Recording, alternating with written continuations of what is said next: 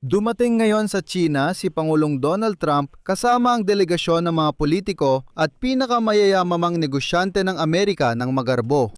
Ito ang unang pagbisita ng isang Amerikanong Pangulo sa China sa halos 10 taon huling beses, na nangyari ito ay si Trump din noong Nobyembre 2017. Hindi nagbigay ng pahayag si Trump sa Beijing, ngunit bago umalis sa Amerika ay sinabi niyang gusto niyang makipagkasundo sa pagbubukas ng merkado ng China para sa mga kumpanyang Amerikano at sa bagong kasunduan sa kalakalan. Dagdag pa niya, hindi niya talaga kailangan ng tulong ni Xi Jinping sa isyu ng digmaan kontra Iran na nasa dead end na, at mukhang hindi alam ni Trump paano lutasin ito. Sa Beijing, tiyak silang hihingi si Trump ng tulong kay Xi Jinping tungkol sa digmaan sa Iran, kaya may paraan ng pag-pressure ang Beijing. Sa madaling salita, sige na. Talakayin natin ang pagbisita ni Trump sa Beijing. Ako si Alex Ipichi. Talakayin natin ang paksang ito ng sabay-sabay. Pero bago tayo magsimula, hinihiling ko na mag-subscribe kayo sa YouTube channel na ito, i-like ang episode at mag-iwan ng kahit anong komento sa ilalim ng video na ito. Malaking tulong ito sa pagpalaganap ng content sa YouTube, kaya lubos ako nagpapasalamat sa inyo. Mag-subscribe din kayo sa Telegram channel kong Pechi News. Nasa video description ang link nito.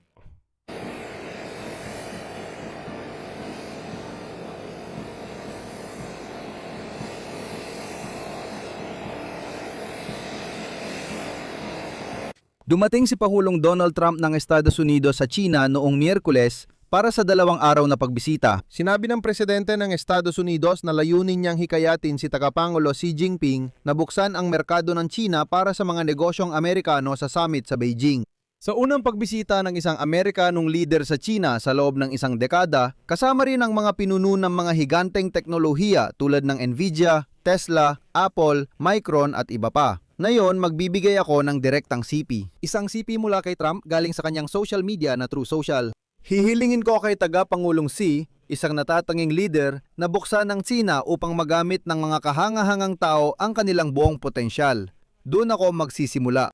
Ang mga kahangahangang tao ay pinakamalalaking negosyante mula Estados Unidos. Ngayon, lilipat tayo dito. Pangunahing misyon ni Trump ay kalakalan dahil isinama niya sina Elon Musk, Tim Cook, Jensen Huang, ang mga pinuno ng Boeing, Citigroup, JP Morgan, BlackRock at sa madaling salita, 17 na top manager ng pinakamalalaking kumpanya sa Amerika. Kaya dito lumitaw ang isang tanong.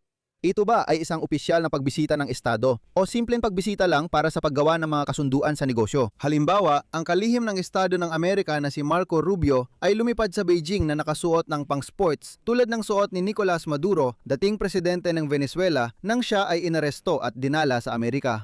Based sa mga kasama sa delegasyon, pareho ito, opisyal na pagbisita ng Estado at syempre, pagbisita rin para sa paggawa ng mga kasunduan sa negosyo.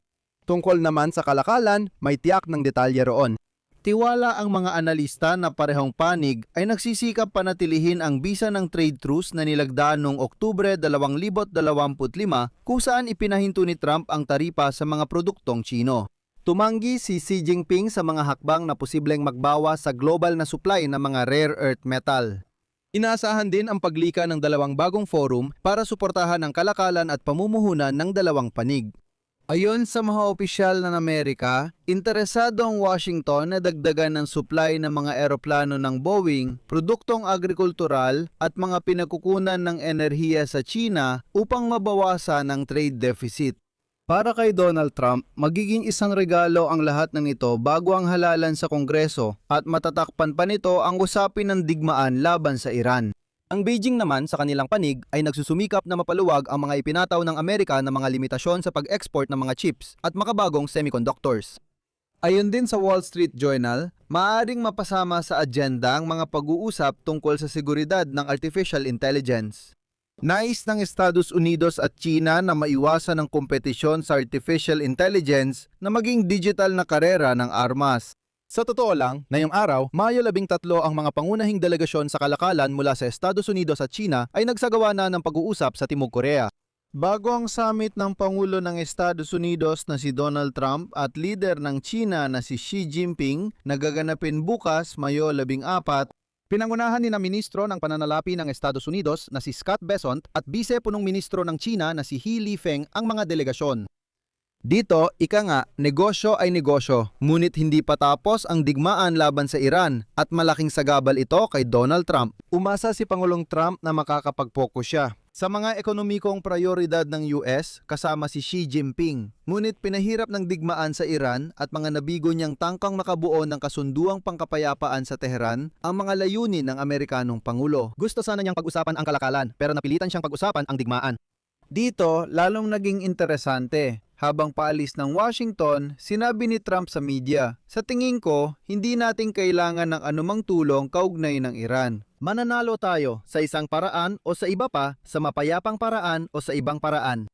Sinabi niyang hindi niya kailangan ng tulong mula sa China pero agad din siyang pumunta roon para humingi ng tulong tungkol sa Iran. At alam nyo, hindi ito kontradiksyon. Isa itong pampulitikang posisyon. Siyempre, hindi mo naman basta hihilingin sa Beijing na tulungan kayo dahil naipit kayo. Siyempre, nagpapanggap si Trump na panalo siya. At sa negosasyon, laging talo ang nagpapakita ng pangangailangan. Sa publiko, sinasabi ni Trump na di namin kailangan ng tulong. Ayon sa ilang analista, sa kasamang palad, mahina ang posisyon ni Trump sa negosasyon. Naganap ang pagbisita sa critical na panahon para kay Trump habang bumababa ang kanyang kasikatan sa Amerika dahil sa digmaan kontra Iran at pagtaas ng inflasyon bilang resulta ng tunggaliang ito. Ibig sabihin, pupunta si Trump sa Beijing na may pinakamababang rating sa record, digmaang wala ng usad, presyo ng langis lampas $100 kada bariles at gusto pa ring magmukhang panalo. Mahirap yang gawain. Gusto kong ibahagi ang ilang kawili-wiling sipi. Halimbawa, ngayong araw, kinausap ng mga korespondent ng CNN ang mga residente ng Beijing bago ang Trump-Xi Summit. At heto, isang programmer ng pangalan ay Lee ang nagsabi sa mga korespondent ng CNN ng ganito, at ito ay isang sipe. Sa tingin ko, mahirap ang sitwasyon ni Trump na yon dahil sa digmaan sa Iran. Pumunta siya rito para makakuha ng impluensya. Ito na ang tinatawag na diplomasya ng bayan. Sa totoo lang, naghihintay lang ang Beijing habang nauubos ang lakas ng Washington sa iba't ibang larangan ng sabay-sabay. Malinaw na nakikita ng Sina ang pagbagsak ng Amerika sa ilalim ng pamumuno ni Trump. Sinasamantala nila ang pagkakataon gaya noong unang termino ni Trump nang bumisita siya sa Beijing noong 2017. Noon, mainit na tinanggap ni Xi Jinping si Trump sa marangyang pagpapakita ng kasaysayan at kultura ng China. Pero sa pagkakataong ito, ang lahat ng mga headline ay napuno ng usapin tungkol sa potensyal na hinaharap na dominasyon ng China at hindi tungkol sa dating kadakilaan nito. Ang focus ay sa hinaharap, hindi sa nakaraan. Ipinapakita na ngayon ng China ang sarili bilang superpower na handang higitan ng kanluran, hindi bilang humahabol dito. Gagamitin ni Xi Jinping ito ngayon, alam na ni Trump ay abala sa digmaan laban sa Iran. Ngayon, hindi mawawala sa usapan ang issue ng Taiwan. Nag-aalala ang Taipei na baka magbigay ng konsesyon ang Pangulo ng Estados Unidos hinggil sa isla. Nag-alala ang mga kaalyado ng US sa Asia sa plano ni Trump na talakayin kay Xi Jinping ang bentahan ng armas sa Taiwan dahil wala pang ibang Amerikanong Pangulo ang gumawa nito. Para maintindihan, ito ay parang sinabi ni Trump na tatalakayin niya kay Vladimir Putin ang pagbebenta ng armas sa Ukraine. Bago lumipad, sinabi ni Donald Trump na laging lumilitaw ang usapin ng Taiwan at inaasahan niyang si Xi Jinping ang magbabanggit nito. Kasabay ng pag-alis ni Trump, inanunsyo ng Pentagon ang 12 tuldok $5 milyong na bentahan ng armas sa Taiwan. Kaunti lang ito, ngunit gayunpaman. Maaring ito ay maingat na laro o kaguluhan sa koordinasyon ng White House at Pentagon. Sa tingin ko, maingat na laro ito. At syempre, ang lanyes. Sensitibo pa rin ang merkado sa balita mula sa gitnang silangan, kaya asahan ng patuloy na biglaang pagbabago-bago. Ang presyo ng Brent na langis ay umabot na sa $108 kada bariles.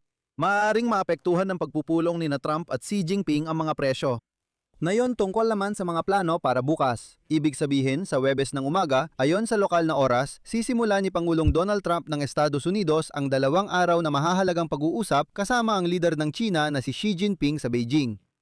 Sa 8:08 ng umaga ng Huwebes, 3:00 ng madaling araw sa Kiev, inaasahang dadalo si Trump sa pulong ng ehekutibo. Pagkalipas ng 2 oras, 5:00 ng umaga sa Kiev, makikipagkita si Xi Jinping kay Trump sa malaking bulwagan ng Pambansang Asambleya sa Beijing.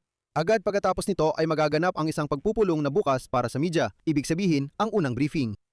Kaya sa maagang umaga sa Kyiv, magkakaroon na tayo ng kahit papaano ay ilang balita. Agad pagkatapos nito ay magaganap ang pagpupulong, ibig sabihin sa gabi. Ang dalawang leader ay lalahok sa isang bangketeng pang-estado. Iyon ang pangunahing programa ng pagpupulong na matatapos sa araw pa lang ayon sa oras ng Kyiv. Mag-subscribe sa YouTube channel na ito para wala kayong mapalampas. Babantayan ko ang mga kaganapan at ibabalita ko dito sa YouTube channel na ito. Dito muna ako magtatapos. Isulat ninyo ang inyong opinyon at mga konklusyon sa mga komento sa ilalim ng episode na ito, mag-subscribe sa channel, pindutin ang kampanilya at huwag kalimutang mag-like. Kung nais ninyong suportahan ang YouTube channel na ito, maaari kayong mag-donate o mag-subscribe sa bayad na sponsorship Sa pamamagitan ng mga link at detalye sa deskripsyon ng video na ito o sa QR code na makikita sa inyong mga screen, lubos akong magpapasalamat sa anumang suporta mula sa inyo. Iyon lang, ingatan ninyo ang inyong sarili, paalam sa lahat.